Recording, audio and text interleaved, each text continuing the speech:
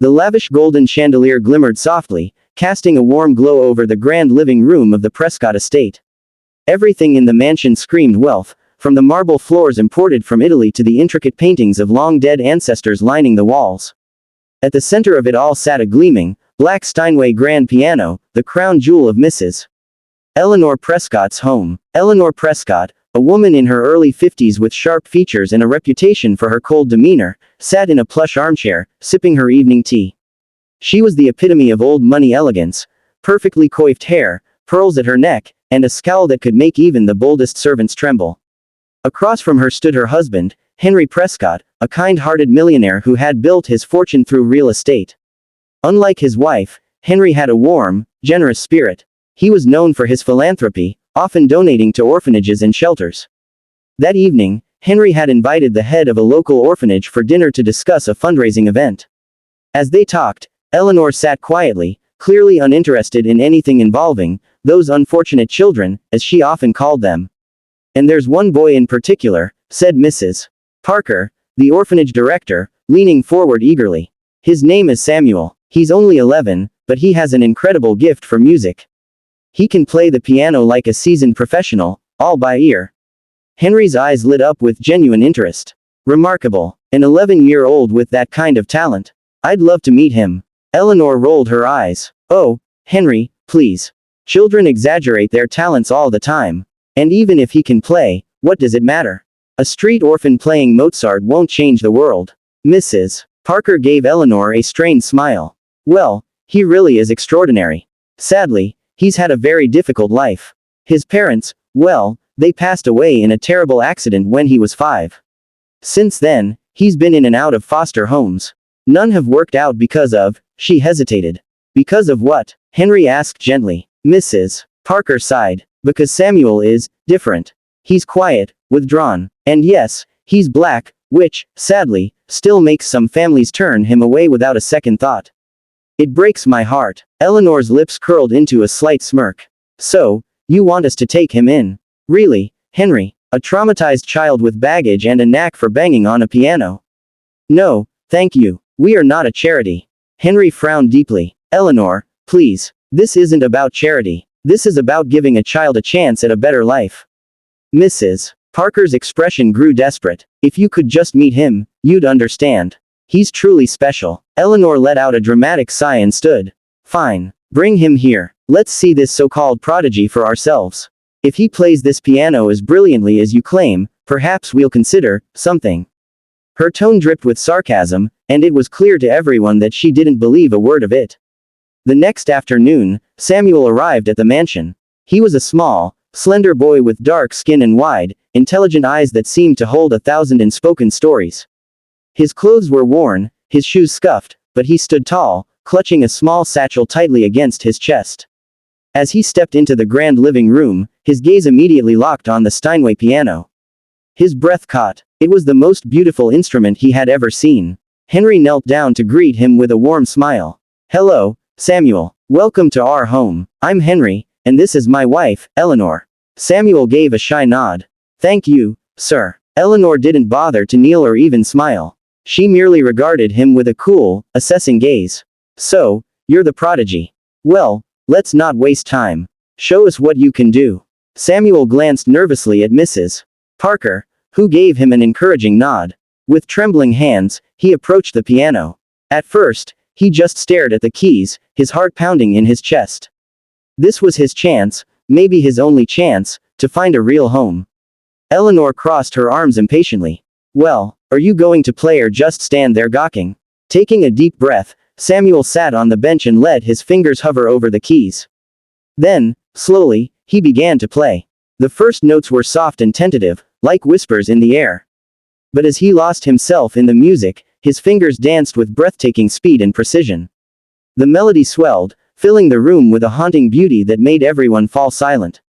Henry's eyes grew misty. Mrs. Parker clasped her hands to her chest, tears streaming down her face. Even Eleanor, who had been ready to scoff, found herself momentarily stunned. She would never admit it, but the boy's playing was unlike anything she had ever heard, raw, emotional, powerful. When Samuel finished, the final note hung in the air like a prayer. There was a beat of silence. Then Henry burst into applause. Incredible. Absolutely incredible. Samuel, you are a true genius. Mrs. Parker wiped her tears. I told you he was special. Eleanor, however, slowly rose to her feet, her expression unreadable. She walked over to Samuel and looked down at him with a cool smile. Well, that was impressive, she said, her tone laced with sarcasm. But tell me, boy, can you play something challenging? Something real, like Rachmaninoff? Samuel blinked in confusion. I don't know who that is, ma'am. Eleanor's smile turned cruel. Ah, of course you don't. Probably never even seen proper sheet music, have you? Mrs. Parker looked horrified. Mrs. Prescott, that's unfair. Samuel's never had formal training, yet he plays entirely by ear. Eleanor waved a dismissive hand. Playing by ear is parlor trickery. True talent comes from discipline and refinement, qualities I highly doubt he possesses. Samuel's shoulders slumped, his eyes filling with shame. Henry's face darkened. Eleanor, that's enough. But Eleanor wasn't finished. She circled Samuel like a predator. Tell you what, boy. I'll make you a deal. Samuel looked up at her nervously. A deal, ma'am. Yes, she said, her eyes glinting. If you can play a piece of my choosing, perfectly, without a single mistake, I'll adopt you myself. You'll live here, in this mansion, with everything you've ever dreamed of. Henry's jaw dropped. Eleanor, you can't be serious. Oh, I'm very serious, she replied coldly. But if he fails, he leaves. And we never speak of this again. Mrs. Parker gasped. That's cruel. Samuel swallowed hard. His entire future now hinged on a single performance. I'll try, he whispered. Eleanor smirked and handed him a sheet of music. Play this. Rachmaninoff's Prelude in C-sharp minor. One of the most difficult pieces ever composed. Samuel stared at the sheet, the notes like a foreign language to him. He had never learned to read music. Eleanor smirked, sensing victory. What's wrong? Too difficult for you. Henry knelt beside Samuel, his voice gentle. Son, you don't have to do this. But Samuel shook his head, determination burning in his eyes. No, sir. I'll try. He closed his eyes and took a deep breath. He couldn't read the notes, but he had heard snippets of classical music at the orphanage. Perhaps, just perhaps, if he listened with his heart, he could find the melody. As his fingers touched the keys, silence fell over the room. The first attempt was shaky. Eleanor smirked, ready to pounce. But then Samuel paused, inhaled deeply, and began again, this time with a haunting, soulful interpretation. The room was filled with the stormy, powerful chords of Rachmaninoff, each note surging with emotion. Henry's mouth fell open in awe. Mrs. Parker clutched her hands together, whispering prayers. Even Eleanor's smug expression faltered as the music swelled higher and higher, like a tidal wave crashing over her heart. When Samuel finished, the final note echoed through the mansion like a divine proclamation. No one spoke. Finally, Henry whispered, that was perfect. Mrs. Parker was sobbing openly now. He's a miracle. But Eleanor's face was unreadable. She stood stiffly, her hands trembling ever so slightly. Then, in a voice as cold as ice, she said, impressive. Very impressive. She turned to Samuel, her eyes glittering with something dark. But don't think for one second that this means you belong here, boy. Samuel's heart plummeted. But, you said. I said I'd adopt you if you played perfectly, Eleanor interrupted smoothly. And you did. Which means, she smiled, a cruel, twisted smile. You'll be mine. Completely. My little prodigy, to display for my friends, to make me look charitable. But don't be fooled, child. You'll never be family. Henry's fists clenched. Eleanor, how dare you? Quiet, Henry, she snapped. You agreed to my terms. Samuel's chest tightened. He had played his heart out, thinking he was fighting for love and belonging. Instead, he had just chained himself to a woman who saw him as nothing more than a trophy. As the reality sank in, Samuel's small hands trembled over the piano keys. A single tear slid down his cheek. But deep inside, a spark of defiance began to grow. If Eleanor thought she could control him, she was gravely mistaken. Because Samuel wasn't just a boy who played the piano. He was about to become the one who rewrote the entire melody of their lives. The haunting melody filled the grand hall, wrapping around the guests like a delicate thread of memory and emotion. Every note Samuel played was a fragment of his soul, a message of defiance woven into the music. He poured into it all the love he once had, all the pain of losing it, and the hope that still flickered inside him. The crowd was mesmerized. Conversation ceased, glasses of champagne were set down unnoticed, and even the rustle of expensive gowns faded into silence. Some guests closed their eyes, letting the music carry them to places they had long forgotten. Henry stood frozen at the back of the room, his chest tight with emotion. He had heard many musicians in his life, some of the best in the world, but he had never experienced anything like this. Samuel's music wasn't just skillful, it was alive. It told a story of heartbreak and resilience, of a little boy who wanted nothing more than to be loved. Rose's tears streamed freely down her face as she clutched the edge of the doorway. She understood the unspoken message. Samuel wasn't just playing, he was speaking. Eleanor, however, was livid. Her carefully orchestrated event was slipping from her grasp. She forced a smile and clapped her hands loudly, trying to break the spell. "Bravo, darling, such creativity," she exclaimed, her voice just a little too sharp. "But let's return to the planned program, shall we?" Samuel didn't stop. His eyes were closed now, his small body swaying slightly as if the music itself were guiding him. Each note rang out like a declaration of freedom. Gasps rippled through the crowd as Samuel's playing grew bolder, more intense. The melody shifted again, weaving in subtle hints of sorrow and triumph. It was as though the piano itself was speaking for every child who had ever been silenced, every soul who had ever been trapped. "Samuel," Eleanor snapped, her voice rising. "Stop this nonsense immediately." But Samuel's fingers continued to dance across the keys. He didn't even look at her. Then, just as the final, aching chord hung in the air, Samuel stood up. He turned to the stunned guests, his chest heaving. "My name is Samuel Carter," he said, his voice clear and strong despite the tears shimmering in his eyes.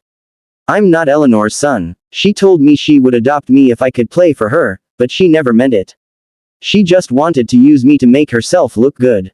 A collective gasp swept through the room. Henry's heart plummeted. He had suspected Eleanor's motives were selfish, but he hadn't known the extent of her cruelty.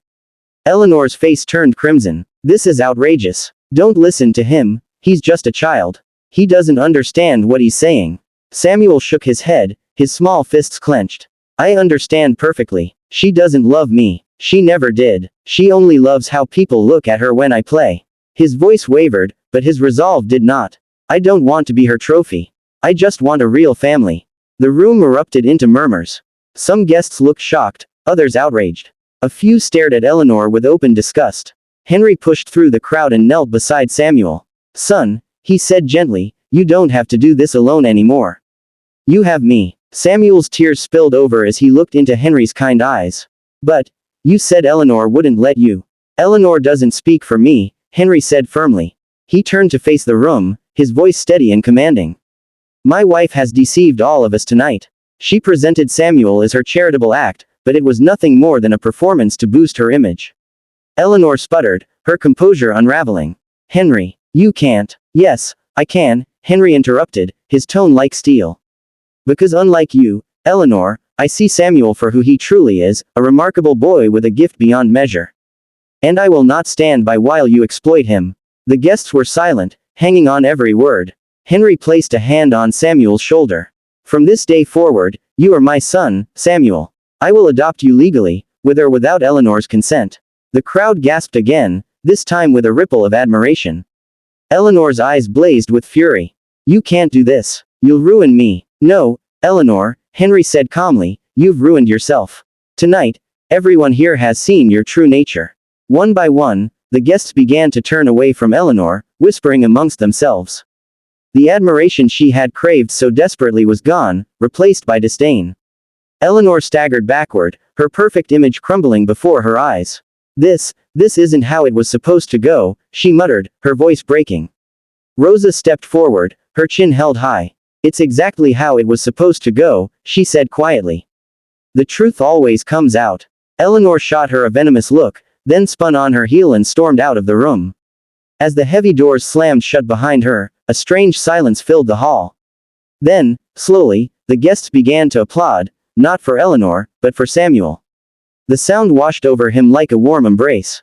For the first time in years, Samuel felt seen. Henry scooped Samuel up into his arms, holding him close. "You're safe now, son. No one will ever hurt you like that again." Samuel buried his face in Henry's shoulder, his small body trembling with relief. I thought I'd never have a real family, he whispered. You have one now, Henry said softly. And you always will. The following weeks were a whirlwind. Eleanor filed for divorce in a fit of rage, but Henry didn't care.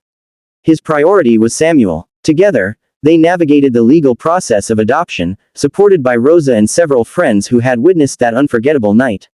Samuel continued to play the piano, but now, he played because he wanted to, not because he was forced. Music became his sanctuary again, a place of joy instead of pain. One evening, months later, Samuel sat at the same grand piano in the Prescott mansion. Henry stood beside him, his hand resting gently on Samuel's shoulder. You've come a long way, son, Henry said with pride. Would you like to play for me? Samuel nodded, a shy smile spreading across his face. He began to play the same haunting melody he had performed that fateful night. But this time, it sounded different. Lighter, freer, filled with love. As the final notes faded, Henry clapped softly, tears shining in his eyes. Beautiful, Samuel. Just beautiful. Samuel looked up at him, his heart overflowing.